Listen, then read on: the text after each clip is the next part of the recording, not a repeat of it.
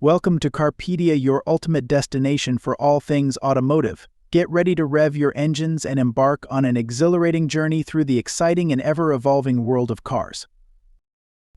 Buckle up, gearheads, because today we're peeling back the curtain on a revolutionary machine, the highly anticipated Nissan GT-R Successor. Rumors have been swirling for years, but whispers suggest 2026 might be the year this beast finally hits the streets. The GT-R has long been a legend, a tire-shredding titan of the racetrack. But times are changing and the future is electric.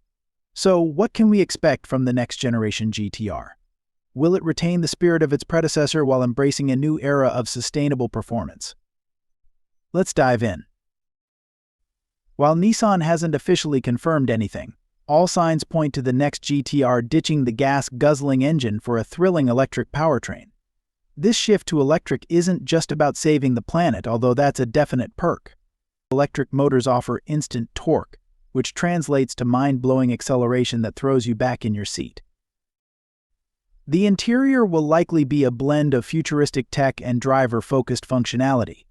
Expect a high-tech heads-up display, a customizable instrument cluster, and all the connectivity features you crave. But at the heart of it all, this will be a cockpit designed for performance driving. Imagine the GT-R Successor, a silent assassin lurking in the shadows, then unleashing a surge of electric fury that leaves rivals in the dust. That 0 to 60 time? We're talking about entering supercar territory, folks. Buckle up. But wait, there's more. The whispers get even more exciting with rumors of Nissan incorporating next-generation solid-state batteries.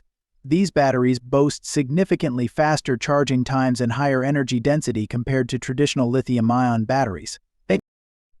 Imagine ripping around the track for a scorching lap, then plugging in for a quick charge that gets you back in the action faster than ever.